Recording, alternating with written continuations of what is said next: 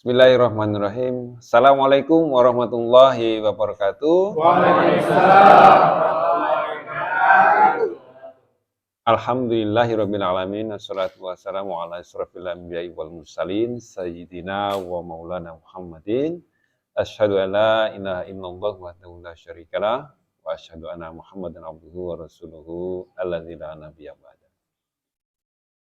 Pemirsa media dakwah Jambi yang dirahmati Allah Subhanahu wa taala, pada hari ini kita sudah masuk di malam 10 hari terakhir di bulan Ramadan 1444 Hijriah ya. Dan patut kita bersyukur kepada Allah Subhanahu wa taala hingga hari ini kita masih diberikan berbagai macam kenikmatan, terutama nikmat iman, nikmat Islam, dan juga kita masih dipercayakan dengan umur kita hingga hari ini ya. Mudah-mudahan Allah sampaikan umur kita hingga akhir Ramadan, dan juga kita berdoa mudah-mudahan kita juga bisa bertemu dengan Ramadan yang berikutnya, sehingga kita insya Allah selalu bertemu dengan bulan yang penuh berkah, yang penuh ampunan, maghfirah dari Allah Subhanahu wa taala. Ya. Selanjutnya tentunya kita senantiasa berselawat kepada Nabi kita Muhammad Shallallahu Alaihi Wasallam dengan mengucapkan Allahumma sholli ala Sayyidina Muhammad wa ala ali Sayyidina Muhammad. Mudah-mudahan sosok Nabi yang kita nantikan syafaatnya di yaumil akhir kelak, dengan kita sering-seringnya berselawat kepadanya, ini jadi wasilah buat kita semua untuk mendapatkan syafaatnya. Amin ya rabbal alamin. Baik, teman-teman semua, malam hari ini kita sebagaimana yang sudah disunahkan oleh Rasulullah SAW, di malam 10 hari terakhir kita padatkan ya ibadah kita di Ramadan ini, dan kita malam ini kita sedang melaksanakan iktikaf nih, tepatnya di Masjid As-Salam ya. Dan malam ini kita agak sedikit berbeda ya. Tidak sekedar nanti kita ada tilawah Quran ya, kemudian qiyamul lail nanti ya. Ini sebelumnya kita akan coba berbincang-bincang sedikit. Nah, di samping saya sudah hadir beberapa narasumber ya. Ada Ustadz Muhammad Idris. Gimana kabarnya Ustadz? Alhamdulillah baik. Alhamdulillah baik ya. Beliau ini pengasuh dari Forum As-Saqafi ya, yang ada di Jambi. Gimana Ramadan kali ini, Ustadz? Ya lumayan, Oh ya. lumayan diberikan kesehatan, tidak terhantui dengan wabah COVID-19 lagi, Iya, iya. dan alhamdulillah bisa Lancar Ustadz ya? mengisi berbagai macam aktivitas selama Ramadan dibanding tahun-tahun yang sebelumnya. Iya. Kalau tahun sebelumnya kebanyakan kita hanya di depan kamera, baik kamera HP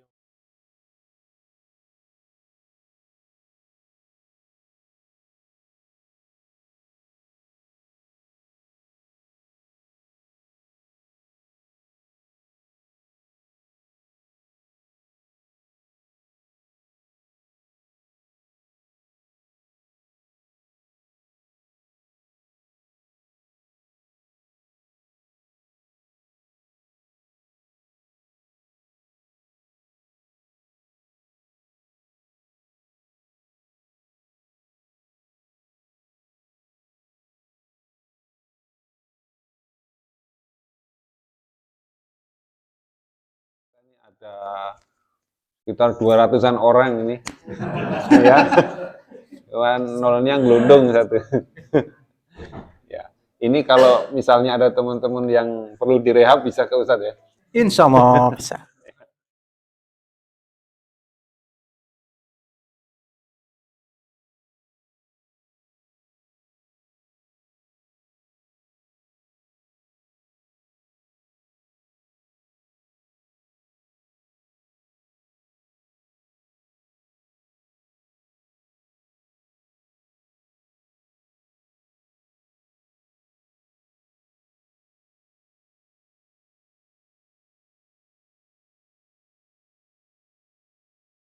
Ya, sekitar seminggu yang lalu kami selalu bersama dengan adik-adik mahasiswa Unja ya, Wah, UIN di Mendalo ya. ya. Jadi terasa lebih muda mungkin ya waktu itu. Iya, terasa lebih muda ya. Bahkan Anda yang belum beriman pun ikut bersahur juga. Masya Allah, mudah-mudahan dapat hidayah ya. Ya. Oke. Ini beliau ini biasanya ngajar ya. Ya. Ini yang diajar nggak yang seperti biasa, nggak cuma mahasiswa, tapi orang-orang tua ya Ustaz ya. Iya, tua tapi semangatnya masih muda juga lah. Iya. Baik. Baik teman-teman semua, malam hari ini insya Allah kita dialog bebas ya. Nanti teman-teman yang ada di sini boleh nanya apa aja ya. Kemudian supaya lebih agak terarah, kita mungkin agak sedikit fokuskan nih Ustaz. Ya, Ustaz sekalian, ini ada satu yang mungkin pembahasan ini agak apa namanya ya, agak lebih dalam dan perlu berpikir mungkin bagi sebagian orang. Ya, kita berkaca kepada permasalahan ya, yang dihadapi oleh masyarakat, dihadapi oleh khalayak umum, rakyat kita. Nah, dan ini semuanya ternyata nanti akan ditimbulkan dari permasalahan terkait dengan politik. Nah, mungkin ini agak sedikit berbeda pembahasannya. Jadi biar lebih hangat, maka kita bahas yang ini. Ya, baik. Mungkin untuk mengawali, mungkin saya ke Ustadz Idris dulu ya. Nah, Ustadz Idris, Yes, boleh. ini kalau kita bicara tentang politik ini kan agak menggelitik atau ada sebagian dari umat Islam ini malah justru alergi gitu. Nah, Yeah. jadi sebenarnya kalau yang ada di dalam Islam, apakah ada pembahasan yang memang membahas secara khusus tentang politik nih, Ustaz? Ya. Monggo coba dijelaskan sedikit, Ustaz. Mungkin saya berangkat dari apa yang terjadi pada kaum muslimin. Ya, saya kebetulan dari rumah ke tempat kerja itu ketemu banyak orang. Ya.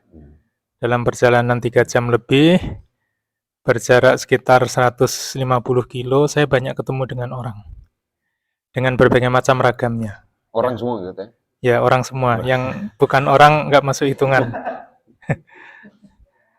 Ada yang kalangan atas, ada yang kalangan bawah, gitu ya. Nah, saya mendapati terkala bulan Ramadan ini, dan saya yakin mereka muslim karena memang daerah kita kan mayoritas muslim ya. Iya. Daerah Jambi ini mayoritas muslim. Jadi ketika kita ketemu seseorang itu kita berhusnuzon dia adalah muslim ya. Tapi kenyataannya banyak yang mereka itu melalaikan kewajiban puasa. Ya. Ya. Dan yang saya jumpai di jalan itu adalah orang-orang yang dalam keadaan mencari nafkah. Nah, kita bayangkan orang yang mencari nafkah di jalanan itu pasti kondisi sosial ekonominya berbeda dengan mencari nafkah di belakang meja. Betul. Ya. Ya. Jadi rata-rata mereka orang susah. Ada tukang sayur, ya. Tukang sayur keliling gitu ya. Ya. Kemudian ada pekerja jalanan, ya. pekerja konstruksi jalan, Buruh ya. misalnya ngecor atau apa gitu. Kemudian ada yang tukang tambang ya. Kebetulan tempat saya kerja itu nyebrang pakai pompong, itu ada tukang tambang gitu. Apa itu pompong, Ustaz? Mungkin ada yang nggak tahu pompong ini. Pompong itu bukan yang daun dibungkus terus dikasih kasih beras terus direbus, bukan itu. Lontong ya. Ya. Pompong itu kendaraan air. Ya. Perahu. Kayak gitu. Perahu besar ada mesinnya ya. Pakai yang motor. Bisa dipakai untuk nyebrangkan motor. Ya. Sepeda motor bisa nyebrangkan. Ya. Jadi kesimpulan saya mereka itu orang-orang susah. Ya. Dan ketika kita tanya kenapa tidak berpuasa, karena tidak kuat. Mereka itu pekerja berat. Gitu. Ya. Nah, sementara kondisi kita sebagai manusia itu kan pasti mengalami 1 dari 4 kondisi ya. Yang pertama kita itu harapannya di dunianya bahagia, di akhiratnya bahagia. Ya. Bahagia dunia akhirat. Bahagia dunia akhirat. Atau paling enggak di dunia enggak apa-apalah, enggak bahagia karena apa? Atau sementara saja ya. Tapi di akhiratnya bahagia. Gitu. Jangan sampai kita itu kemudian di dunianya sudahlah sengsara, tapi di akhiratnya sengsara juga. Nah, terus apa gitu makna hidup ini gitu loh. Nah, dua kali. Saya mendapati orang-orang itu yang tidak berpuasa itu ya mengalami kondisi seperti itu. Ya jelas mereka dengan sebagai pekerja kasar pasti standar gajinya juga beda. Ya. Dengan kerja berat itu kemudian menjadi alasan untuk tidak berpuasa karena merasa nggak kuat. Ya, kalau saya puasa nggak kuat, nggak bisa kerja. Kalau nggak kerja, makan apa gitu ya. Nah, berarti dengan kondisi seperti itu rasanya sulit untuk mendapatkan kebahagiaan di dunia. Kecuali mereka pandai mengatur ekonomi, kemudian bersabar, rasa syukurnya tinggi, itu mungkin bisa bahagia gitu ya. Karena memang sebenarnya tidak mutlak ya, tapi walaupun tidak mutlak tapi kan itu adalah termasuk sarana, jadi memang sulit gitu ya. Kita bisa mendapatkan bahagia dunia tanpa terpenuhinya kebutuhan materi. Ini maksudnya nanti Ustaz ingin mencoba mengkaitkan apakah ini dampak ada kaitannya dengan politik gitu loh. Gitu. Tapi saya mengungkapkan fakta kaum muslimin hari ini itu seperti itu gitu. Ya, jadi ada yang hidupnya susah secara ekonomi sehingga untuk mencari kebahagiaan dunia rasanya sulit. Nah, tapi untuk masa depannya di akhirat nggak dipedulikan. Buktinya puasa ya, yang wajibnya jelas, kemudian ancamannya juga mengerikan gitu ya. Mereka abaikan. Artinya kan kebahagiaan akhirat juga bisa jadi lepas gitu loh. Nah, gitu. Nah, ini kondisi kaum muslimin saat ini. Gitu. Nah, tentu ini nggak bisa dikaitkan bahwa ini adalah urusan individu-individu. Tetapi karena ini menyangkut kebanyakan, yang jumlahnya saya sebutkan itu bukan satu atau dua, tapi ya jamak kita jumpai, maka ini tentu ada sesuatu yang salah. Ya, gitu. Nah, yang pertama mungkin faktor ekonomi. Ya. Nah, faktor ekonomi kemudian ada yang seharusnya kalau di dalam Islam itu dalam ekonomi itu ada yang namanya pengaturan ekonomi atau distribusi, dan itu adalah aktivitas politik yang dijalankan oleh penguasa. Ini tentu ada persoalan di sini gitu. Nah, yang kedua juga terkait dengan penjagaan negara terhadap akidah umatnya gitu. Nah, ini juga urusan politik sebenarnya. Gitu. Mungkin itu dulu fenomena yang bisa saya ungkapkan. Mungkin nanti Ustadz yang lain bisa menambahkan gitu. Kira-kira apa yang salah dengan fenomena yang seperti itu? Mungkin tidak hanya itu, Ustadz. Jadi saya juga sering menemui fenomena yang lain. Nah, saya misalnya pergi ke daerah, ke kabupaten, itu ketemu juga dengan orang-orang yang kondisinya seperti itu. Kondisinya secara ekonomi sulit, ya kan? Tetapi juga tidak menjalankan apa yang menjadi kewajiban sebagai seorang muslim. Baik, Ustaz.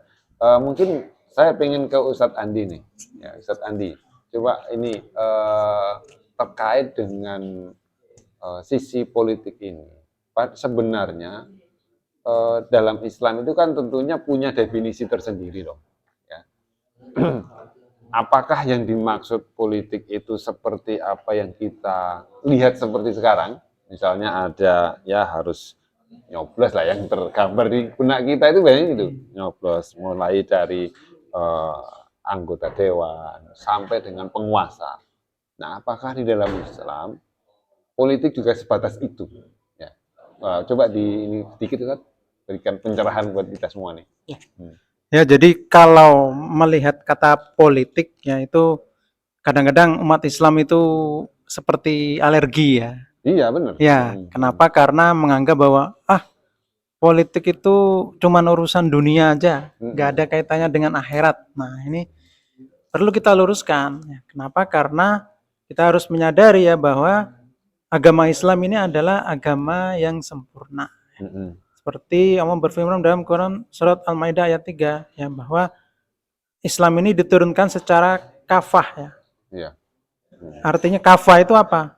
Menyeluruh ya, dalam seluruh aspek kehidupan ya. Baik itu aspek kehidupan individu ya, terkait dengan hubungan manusia dengan Tuhannya, yaitu adalah ibadah mahdhah ya, seperti sholat, puasa, zakat, haji ya. Kemudian juga terkait dengan hubungan manusia dengan dirinya sendiri, yaitu terkait dengan pakaian ya, kemudian akhlak, dan juga ada dimensi yang lain yang lebih luas lagi ya, yaitu hubungan manusia dengan sesama manusia. Nah, ini yang disebut dengan muamalah. Nah, muamalah ini juga tidak bisa tidak itu juga diatur dalam syariat Islam ini, karena memang syariat Islam ini adalah syariat yang kafah ya, sehingga terkait dengan pengaturan hubungan manusia dengan sesama manusia ini, maka juga harus terikat dengan apa yang telah disyariatkan oleh Allah SWT dan Rasul-Nya.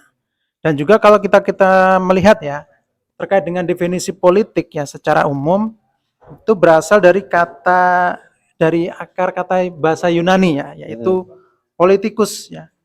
Artinya dari, untuk, dan berkaitan dengan warga negara. Nah, ini maksudnya apa ya? Maksudnya terkait dengan hubungan warga negara, bagaimana pengaturan masyarakat, bagaimana masyarakat itu bisa berjalan sesuai dengan apa yang menjadi kebutuhan masyarakat itu. Ya. Sehingga kalau politik ini tidak berjalan, maka otomatis masyarakat itu nanti akan menjadi amburadul ya. Istilahnya akan banyak sekali menimbulkan masalah. Maka disitulah kita memahami bahwa politik ini sangat penting ya dalam urusan manusia ini. Ya, maka di dalam Islam, maka itu tadi ada 3 dimensi tadi, hubungan manusia dengan Tuhannya, hubungan manusia dengan dirinya sendiri, dan hubungan manusia dengan sesama manusia. Nah, hubungan manusia dengan sesama manusia inilah yang kita bisa kerucutkan dalam makna politik itu tadi. Oh, jadi dalam Islam lebih besar porsi pengaturan hubungan manusia satu dengan yang lainnya itu oleh negara gitu ya. Iya. Maka disitulah pentingnya negara yang menerapkan syariat Islam. Kenapa? Kalau negara tidak menerapkan syariat Islam, maka penerapan Islam secara kafah itu tidak akan bisa terlaksana dengan sempurna. Artinya kita sebagai umat Islam tidak hanya boleh sekedar memilih sosok seorang pemimpin saja ya. Harus dilihat juga dong, berarti pemimpin ini punya visi apa begitu ya? Ya, artinya kita tidak hanya melihat dari sisi figur saja, tapi dari sisi seperti apa orang itu memandang terkait dengan kehidupan masyarakat sekarang ini. Dan aturan apa yang dipakai dalam mengatur kehidupan masyarakat itu tadi. Ya, jadi buat teman-teman semua ini jadi pembelajaran buat kita nih. Ya, jangan sampai kita hanya sekedar melihat figur, oh ini soleh misalnya ya, dari penampakan fisik, kemudian mungkin cerdas dan lain sebagainya. Nah, tapi kita harus melihat apa yang dikeluarkan ya, visi misinya yang akan dicapai oleh calon pemimpin ini. Nah, maka kita harus lebih dalam nih bagaimana mengkaji politik dalam Islam. Ya. Ada yang ngacung, tunggu sebentar ya. Masih ada satu lagi ya. Kita beri kesempatan dulu nih ya. Ada Ustadz Yahman dulu deh ya. Biar adil ya. Kita beri kesempatan Ustadz Yahman.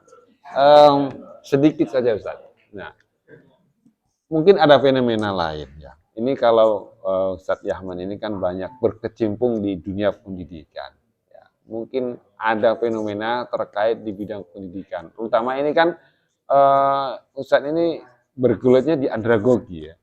Ya, sehingga banyak mungkin fenomena yang muncul ketika ada peserta-peserta didik, katakanlah begitu ya. Punya pandangan terkait politik. Nah, apakah ada mereka ini yang kemudian sudah punya maklumat atau sudah punya keinginan untuk berubah keadaan politik ke dalam politik yang seperti digambarkan oleh Ustadz Andi tadi.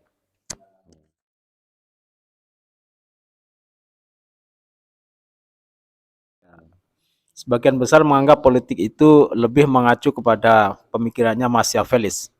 Ya, yang dengan semboyan vok vole vok dai, suara rakyat suara Tuhan. Padahal ya, kalau kita berkaji kepada Islam, ya sebenarnya politik itu adalah esensinya adalah riayatus su'unil ummah, mengurus urusan umat. Dengan apa mengurus? Ya tentu ngurus itu sudah ada aturannya. Kalau tadi dari Ustadz Andi disampaikan bahwa dalam surat Al-Maidah itu ayat 3 Allah memberikan satu pesan yang cukup mendalam untuk kita. Bunyi ayatnya adalah Bismillahirrahmanirrahim. Al-yauma akmaltu lakum dinakum wa atmamtu alaikum nikmati wa raditu lakumul Islam madina. Pada hari ini, ya, akmal itu artinya menyeluruh. Ya. Aku sempurnakan, ya, setelah menyeluruh. Lakum dinakum, ya. Al-yauma akmaltu lakum dinakum. Pada hari ini telah kusempurnakan padamu agamamu. Wa atmamtu alaikum nikmati, dan aku cukupkan nikmatku atasmu. Wa raditu lakumul Islam madina, dan aku ridho Islam sebagai agama kalian. Artinya di sini betul-betul Islam menjadi sebuah pandangan hidup dalam rangka mengatur hubungan masyarakat, mengatur hubungan manusia kepada dirinya, kepada sesama, dan juga kepada sang penciptanya. Maka kalau kita mencari yang lain, maka justru kita mengabaikan yang ini. Nah, oleh karena itu kaitannya dengan politik, bahwa dalam politik ini perlu sebuah kekuatan, perlu sebuah institusi. Misalkan tadi disampaikan oleh Ustadz Idris dalam perjalanan dari Muara Sabak ke Jambi melihat banyak orang yang bekerja dalam kondisi terpaksa tidak puasa. Padahal itu juga akan menimbulkan dosa. Ya, Rasulullah SAW itu sudah menyampaikan dalam salah satu hadisnya, marra'a minkum munkara falyughayyirhu biyadihi fa illam yastati fa bilisanihi fa illam yastati fa biqalbihi wa huwa ataful iman. Jika kalian melihat kemungkaran, ya, maka rubahlah dengan tangan kalian. Kira-kira mampu nggak kita merubah orang yang sedang tidak puasa? Woi, jangan puasa. Emang apa loh nyuruh-nyuruh nggak puasa? Paling gitu kan. Iya. Yang kedua, ya paling dengan menasihati, bilisan. Ingatlah puasa. Tetapi tidak bisa memaksa. Padahal itu adalah merupakan juga bagian fardu kifayah.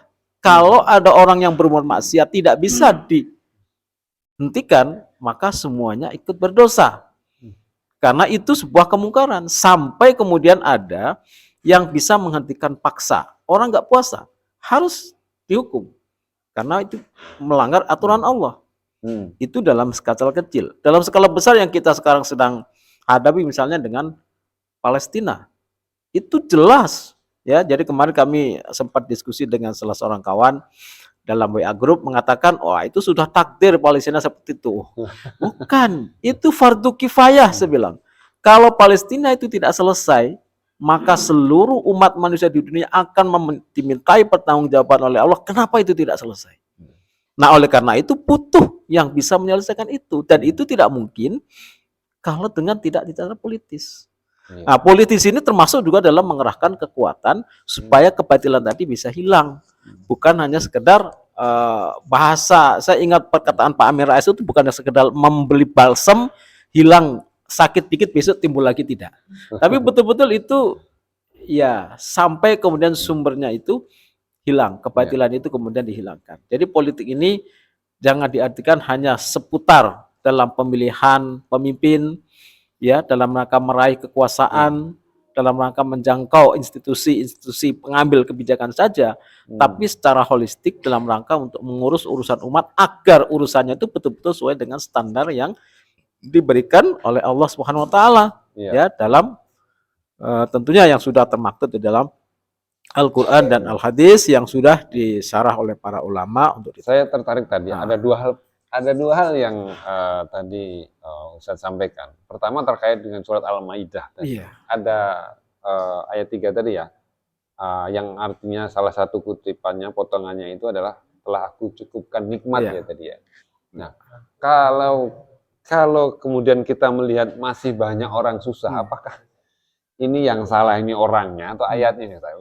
Kan harusnya nggak ada lagi orang yang susah ketika nikmat Allah itu sudah dicukupkan. Nah, mungkin itu dulu. Nah, ada satu lagi nih.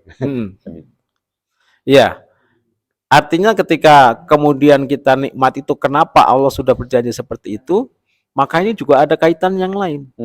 Ya, Allah juga memberikan sebuah peringatan kepada kita. Wa man a'rada an dzikri fa inna lahum ma'isatan dhanka wa nasruhu yaumal qiyamati akma. Barang siapa berpaling dari peringatan itu, artinya berpaling meninggalkan Al-Qur'an sebagai pedoman hidup, maka dia akan mendapatkan apa? Ma'isatan dhanka. Dia akan mendapatkan kehidupan yang sempit. Sempit mungkin dia merasa tidak mampu puasa, tidak mampu untuk sholat, ya. Dan bahkan kemarin, mohon maaf, ketika saya bersama adik-adik itu mahasiswa buka bersama dan saya tanya, sudah buka ini kan? Kita sudah lama nih, saya mau ngomong tuh agak-agak, sudah sholat maghrib belum? Oh belum Pak. Jangan enggak sholat maghrib, ini buka bersama kalau sholat maghrib. Ya, sholat. Ya, itu artinya kan hal seperti itu harusnya sudah ada kesadaran. Betul. Ketika lingkungan itu kemudian betul-betul dijalankan seperti tadi, cucukan nikmatku. Tapi kalau kemudian kita menjauh dari itu, ya tadi yang didapatkan adalah ma'isatan dhanka, kehidupan yang sempit. Jadi memang tidak bisa kita hanya mengutip satu ayat saja, Ustaz, ya. Berarti ada keterkaitan dengan ayat-ayat yang lain. Mungkin ada penjelasan juga terkait dengan ayat itu dengan hadis-hadis Rasulullah, gitu ya. Nah, yang kedua tadi terkait dengan ketika kita tidak bisa menghilangkan kemungkaran tadi. Selama kemungkaran itu belum hilang, maka itu dosa kifayah jadinya. Nah, bagaimana dengan kondisi seperti sekarang yang kita memang tidak mampu untuk melakukannya? Apakah kita terus setiap hari itu menumpuk dosa? Ya, bahwa Allah juga tidak memberikan beban, la yukallifullahu nafsan illa wus'aha. Allah tidak akan memberikan beban di luar kemampuan kita. Nah, sebatas mana kemampuan kita? Ya, kita senantiasa berusaha mengajak mewujudkan kehidupan yang senantiasa bersandar kepada aturan Allah. Nah, soal kemudian kita itu sampai, kemampuan kita itu sampai di mana, itu tentunya bukan urusan kita. Kita berusaha semampu kita mengajak orang untuk kembali kepada aturan Allah. Andaikan kemudian orang itu tidak mau, itu bukan urusan kita. Tapi kalau kemudian kita nyaman, merasa ridho, merasa ya sudah, ini sudah ideal, inilah kehidupan ini. Bahkan ada seorang, mohon maaf ya, ada seorang yang berilmu ya mengatakan nggak usah terlalu banyak membahas Palestina katanya. Nah, ada itu ya, itu ngawur itu, dan dijawab oleh seorang, saya nggak usah dijawab oleh seorang Husain Gaza yang menjawab tuh. Itu tidak benar itu. Husain Gaza itu orang Gaza. Kalau nggak salah saya pernah ketemu di Jogja, mahasiswa Universitas Hampara nggak salah. Nah, beliau waktu itu datang sekitar tahun berapa ya? Beliau kuliah di Jogja. Wah, kalau dia langsung menjawab kan, itu ngawur sekali itu katanya. Kan dia memang betul-betul dari Gaza. Nah, artinya kalau dianggap Gaza itu urusannya orang Palestina, itulah karena melihat politik itu ya politik hanya sempit saja ya. Bahasa Machiavellis itu ya pokoknya lebih baik mengorbankan teman, yang penting tujuan tercapai. Wah, itu ini yang gawat itu malahan. Iya, bisa menghalalkan segala cara. Ya, jadi yang harus kita lakukan adalah sesuai kemampuan kita ya. Sesuai dengan kemampuan, ingat ada panduannya. Ya, panduannya siapa? Ya Rasulullah SAW. Bagaimana beliau melakukan untuk mewujudkan politik itu dalam menjalankan Islam. Lakukan pembinaan, interaksi, kemudian melakukan thalabun nusroh, ya. Dan memang itu tidak ringan. Ya, tentu akan banyak tantangan. Dan tantangan itu insya Allah nanti menjadi hujah kita di yaumil qiyamah. Mungkin itu. Ya. Jadi mungkin malam hari ini pun ini menjadi salah satu uslub kita ya dalam rangka untuk mengerahkan kemampuan kita ini sebagai pencerahan nih buat kita semuanya, agar kita yuk sama-sama kita wujudkan bagaimana kita bisa menghilangkan kemungkaran secara bersama-sama sampai akar-akarnya. Begitu betul ya Ustaz ya. Nah, sekarang baru saya beri kesempatan nih buat yang hadir nih. Nah, dari ujung sana sampai ujung sana ada yang mau nanya? Ada tuh. Boleh nih. Kasih mic-nya dulu dah. Nah, silakan Ustaz. Assalamualaikum warahmatullahi wabarakatuh. Waalaikumsalam warahmatullahi wabarakatuh. Saya ingin menanya Ustadz, untuk kontestasi 2024 Wah, ada ini. politik identitas. Nah, ya. politik identitas ini sepertinya itu diharamkan untuk ada begitu. Nah, ini bagaimana pandangan Ustadz? Ya. Nah, sementara kan kita tidak boleh melepaskan diri dari identitas kita sendiri begitu. Dan kita lihat juga konotasinya itu, identitasnya itu identitas sebagai seorang Muslim begitu. Nah, ini seolah-olah ingin dicampakkan. Ya. Terima kasih. Assalamualaikum warahmatullahi wabarakatuh. Waalaikumsalam warahmatullahi wabarakatuh. Nah, ini pertanyaannya sangat tendensius ya. Ini kaitannya dengan Islam yang mungkin ini kan menjelang periode-periode ya.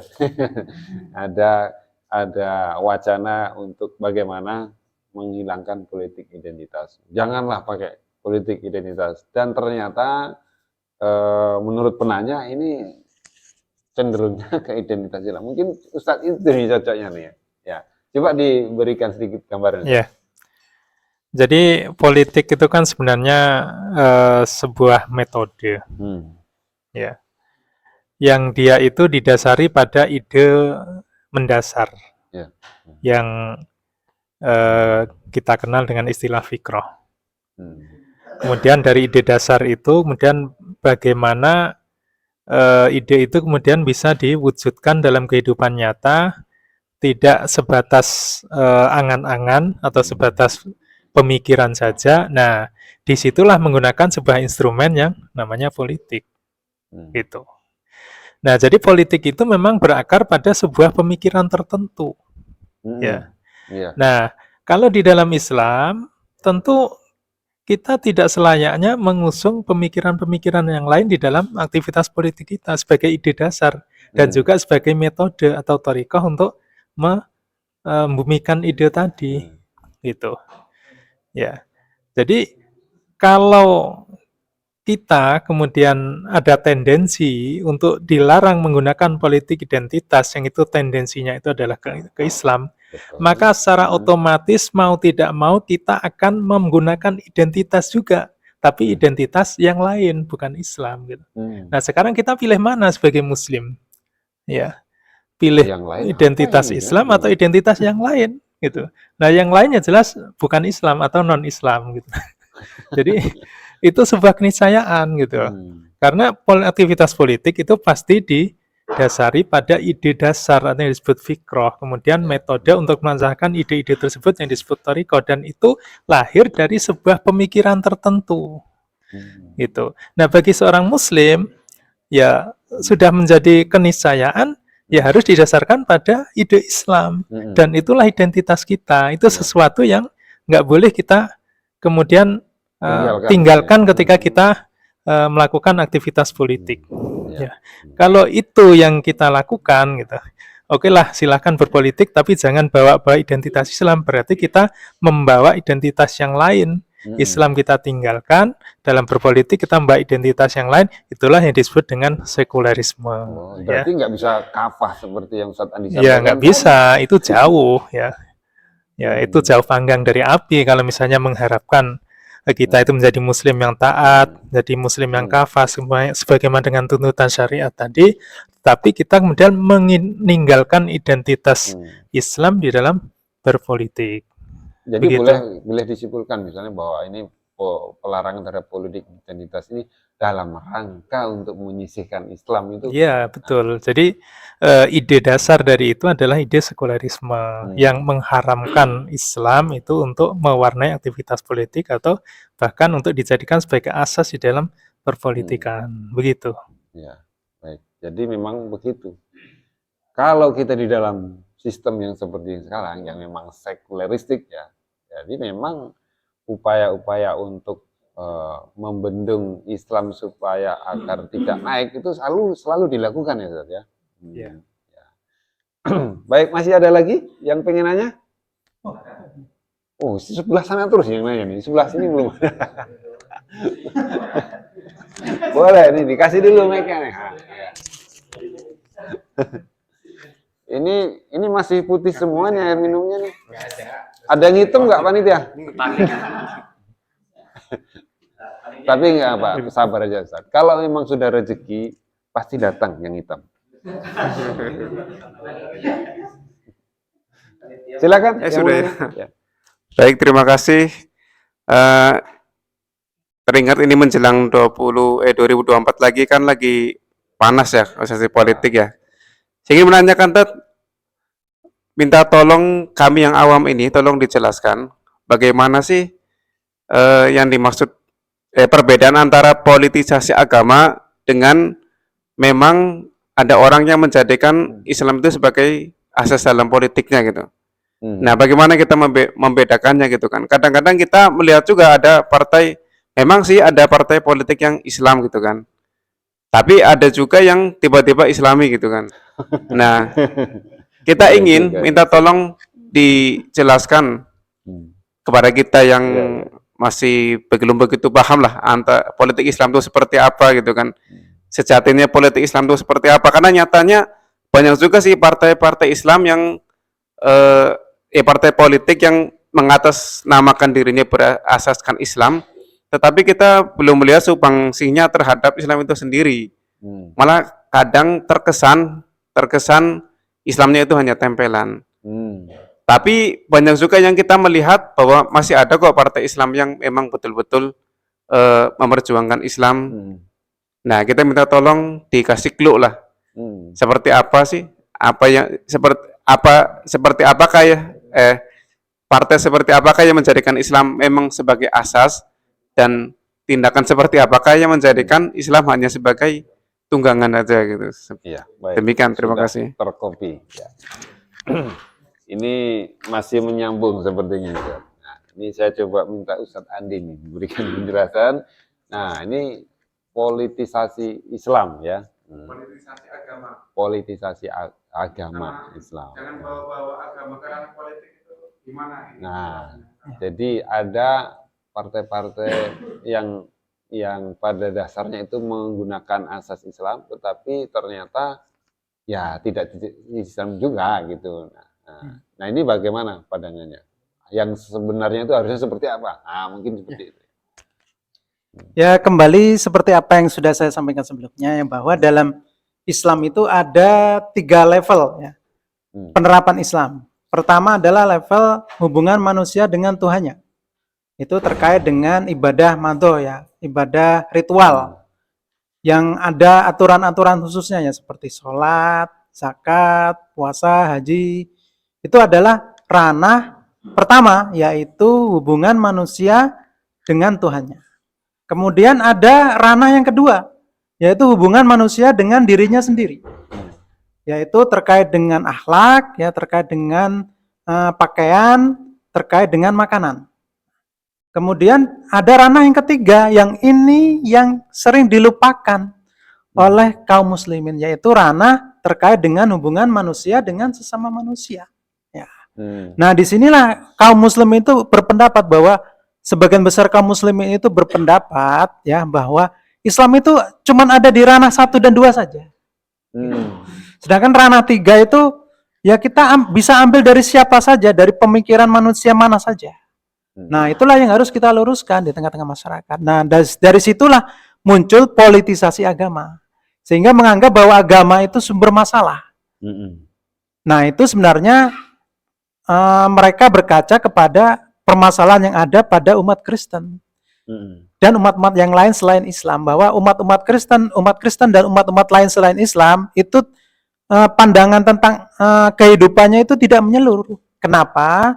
Karena agama-agama selain Islam itu terkait dengan pengaturan di dalam kitabnya itu cuma mengatur ranah 1 dan 2 saja. Tapi ranah 3-nya itu enggak ada. Dan yang ada itu cuma di dalam Islam. Nah, seperti itu. Nah, ketika ada muncul opini politisasi agama, itu sebenarnya wujud dari ketidakpahaman masyarakat dan kaum muslimin itu sendiri terhadap syariat Islam itu. Nah, maka ya harus kita pahamkan yang bahwa syariat Islam itu adalah tadi kafah, menyeluruh dalam seluruh aspek kehidupan. Baik itu terkait dengan hubungan manusia dengan Tuhannya terkait dengan manusia, dengan hubungan manusia dengan dirinya sendiri, dan juga terkait dengan hubungan manusia dengan sesama manusia. Gitu. Ya. Jadi kalau kita lihat memang sepertinya ada kooptasi ya di masyarakat kita itu, ada yang berpikiran secara cukup ibadah mahdoh saja, sehingga dengan begitu surga dijamin deh katanya gitu, ya. Ada yang kemudian mencoba untuk menerapkan Islam secara kafah tadi. Nah, dan itu memang nggak banyak sepertinya yang berpikir seperti itu. Iya.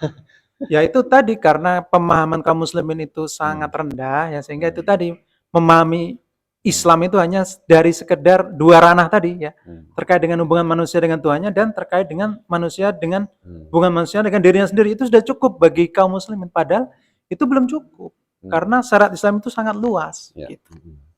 Ya, mungkin untuk lebih dapat gambaran yang lebih utuh ya, nah, kita coba Ustadz Yahman nih.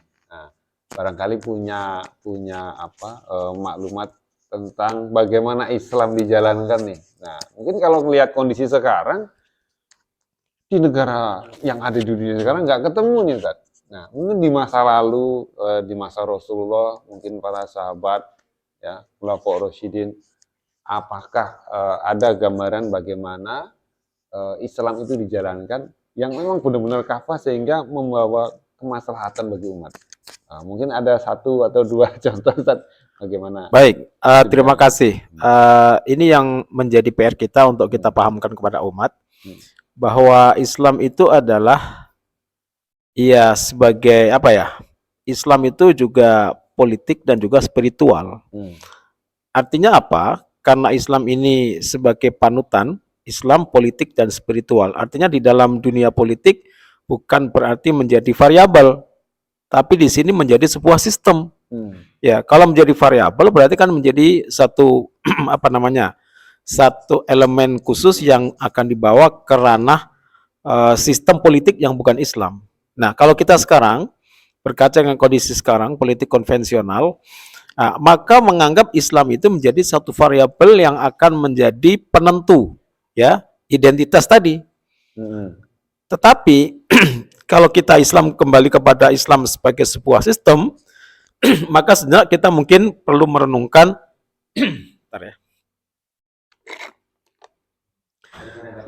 iya sudah salah satu ayat Al-Quran dalam surat Al-Ma'idah, Allah memberikan sebuah peringatan kepada kita. Bismillahirrahmanirrahim. Fakum bainahum bima anzalallah wala tattabi ahwa'ahum amma ja'aka minal haq. Ya, putuskanlah segala perkara. Nah, perkara di sini berarti bisa perkara antara hubungan manusia dengan dirinya, misalnya dalam makanan. Makanlah makanan yang baik, jangan makanan yang haram. Ya. Fakum bainahum bima anzalallah, dengan apa yang sudah diturunkan oleh Allah. Nah, kemudian juga perkara hubungan manusia dengan temannya, hubungan manusia dengan alam. Misalnya sekarang batu bara tuh yang lagi rame, Jambi kan, heboh kan. Ini. Nah, kalau kita berkaca dengan hukum konvensional, ya orang mau menguasai batu bara silahkan. Ya, siapapun boleh menguasai karena itu adalah merupakan tambang yang kalau dalam berkaca dengan Undang-Undang Indonesia pasal 33 bumi, air dan kekayaan alam yang ada di dalamnya ya dikuasai negara. Hukum asalnya digunakan untuk kepentingan rakyat seluas-luasnya, tapi faktanya tanda tanya. Tapi bagaimana kalau kembali kepada Islam? Jelas ada elemen-elemen tertentu, material-material tertentu yang tidak boleh kemudian diserahkan secara parsial, tapi itu menjadi milik umum yang semua orang harus berhak menikmati itu. Kalau kemudian semua orang tidak bisa mengambil manfaat, maka di sana negara akan turun tangan. Tujuannya bukan menguasai, tapi bagaimana supaya kemanfaatan itu bisa mengelola. Mengelola itu, bukan kemudian keuntungannya diserahkan kepada pihak tertentu yang bukan haknya. Ya, banyak sekali hadisnya al-muslimuna suraka fi salasin atau an-nasu suraka fi salasin, ya. Al-kala wan nar, alma wal kala wanar, air ya, hutan dan api. Api ini maksudnya adalah energi ya, bisa energi batu bara, bisa energi listrik, bisa energi misalnya nuklir Nah itu. Nah maka politik di sini Islam itu mengatur itu. Jadi tidak sembarangan kemudian semua barang milik publik ini dikuasakan kepada private. Nah maka dari itu kembali kepada pertanyaan tadi, bagaimana kita untuk bisa menggunakan ini? Maka juga harus tahu terkait Islam itu sebagai agama, ya itu merupakan politik dan juga spiritual. Tidak hanya spiritual saja. Kalau tadi Ustadz Andi mengatakan hanya dua ranah untuk hubungan individu dan hubungan kepada Tuhannya, berarti itu baru spiritual saja sendiri. Tapi untuk politik harus juga. Karena tadi kan sudah menyeluruh tuh. Akmal. Akmal itu kan artinya menyeluruh dalam bahasa Arab kan. Sehingga semua urusan itu tadi kemudian dipertegas lagi dalam surat Al-Maidah tadi, fahkum bainahum bima anzalallah, maka putuskanlah segala perkara. Berarti itu perkara termasuk tambang, perkara termasuk juga orang pencurian, pembunuhan misalnya, perzinahan misalnya, ya orang berzina disuruh merajam, ya orang mencuri disuruh motong tangan, semua itu menyeluruh menggunakan hukum Islam. Nah itulah politik secara holistik, bukan secara parsial. Kalau kembali yang seperti ingin kita coba lebih dalamkan lagi, nah, bagaimana ketika dulu Islam ini benar-benar bisa dijalankan? Ya. Apakah bisa kemudian membawa kemaslahatan dan memang seperti yang tadi diharapkan kafah tadi, benar-benar kafah gitu? Iya tentu kalau kita melihat sirah perjalanan sejarah ya, sejarah itu kan sudah tertoreh ya. Iya. Karena sejarah itu sudah ada yang menjalankan, sudah ada contohnya. Nah bahkan saat ini pun kita selalu mengabadikan, mengagungkan dalam bulan Ramadan ini misalnya, ya pada tarawih itu selalu diingatkan Al-Khalifatul Ula Abu Bakrin Siddiq radhiyallahu an. Nah, kita ridho dengan pemerintahan Abu Bakar yang menerapkan Islam. Al-Khalifatus Tsani Amirul Mukminin Umar ibnu Khattab, berarti kita ridho dengan beliau radhiyallahu an. Al-Khalifatus Tsani Salis Utsman bin Affan, Al-Khalifatur Rabi, ya Ali bin Abi Thalib. Nah itu pada masa Khulafaur Rasyidin. Tetapi ya yang lebih nyata lagi adalah bagaimana ketika kemudian Islam itu sampai di tengah-tengah kita. Kita khususnya di Jambi ini, ya tentunya itu Islam bukan lahir di Jambi. Tetapi bukti bahwa Islam mengakar kuat di Jambi itu pasti ada yang membawa, ada yang menyebarkan, ada yang menanamkan, ada yang memfahamkan. Nggak mungkin ada ujuk-ujuk, tiba-tiba tidak mungkin. Ya, sebagaimana kemarin kita sudah sama-sama bedah di dalam Islamic Teachers itu, bagaimana Islam itu berkembang di Jambi di awal 1460-an, dibawa oleh seorang pendakwah yang bernama Ahmad Barus II atau Ahmad Salim ya, yang mana itu kemudian di Jambi singkat cerita menjadi Sultan Kerajaan Melayu kedua atau Melayu Islam yang ada di Jambi, sampai ada 19 sultan, yang terakhir adalah Sultan Taha Saifuddin yang mengirim surat kepada Khalifah Abdul Hamid kedua. Ya. Iya, 2 kali suratnya, dikirim 1858 sampai 1904. Ya, kalau yang 1858 itu meminta pengakuan bahwa kami masyarakat Jambi merasa sangat bangga jika diakui menjadi bagian daripada Kesultanan Ottoman, ya, Abdul Hamid kedua. Nah, Abdul Majid kedua ya. Nah, kemudian yang surat yang kedua itu meminta bantuan untuk dikirim bantuan kepada Kesultanan Jambi untuk melawan Belanda. Dan bukti autentiknya itu ada, sekarang ada di museum, namanya medali Medici. Nah, itu ada di sana. Kalau kita mau ke museum bisa lihat. Artinya apa? Bahwa disitulah ketika Islam itu diterapkan, maka semangat giroh orang untuk hidup dalam naungan Islam itu luar biasa. Ya, dalam perjalanan sejarah Jambi termasuk suatu wilayah yang sangat sulit ditaklukkan oleh Belanda, bahkan bisa dihitung kurang lebih 50 tahun Sultan Taha itu bergerilya melawan Belanda sampai ajal menjemput. Ya, semangatnya luar biasa, semangat Islam.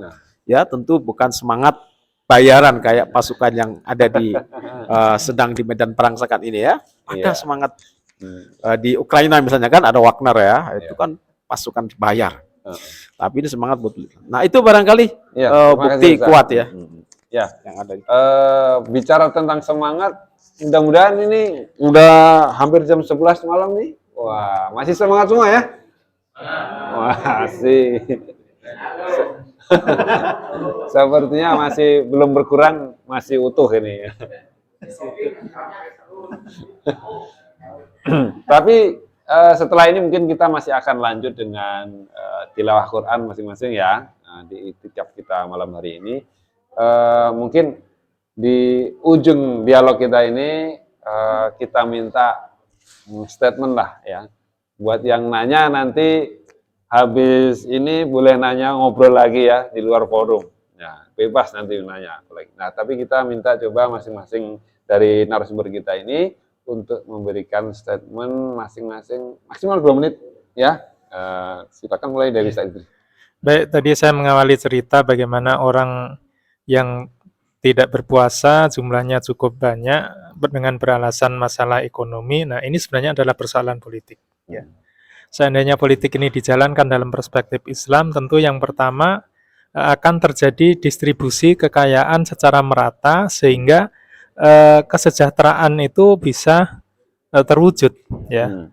Jadi orang-orang yang sedang kesusahan itu kemudian dapat terpenuhi kebutuhan primernya melalui sebuah mekanisme yang di dalam Islam terkait dengan distribusi kekayaan itu terpenuhi sehingga mereka tidak ada alasan lagi untuk tidak berpuasa karena demi mengharapkan kesejahteraan yang meningkat gitu.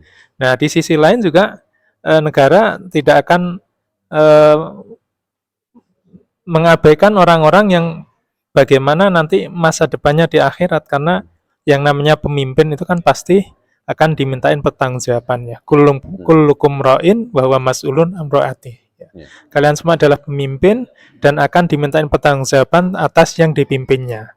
Nah, as-sultanu ra'in, ya, sultan penguasa adalah pemimpin dan dia akan dimintain pertanggungjawaban bagaimana sampai ada rakyat yang dipimpinnya itu terjerumus ke dalam dosa, ke dalam kemaksiatan. Itu bagaimana nanti sebenarnya?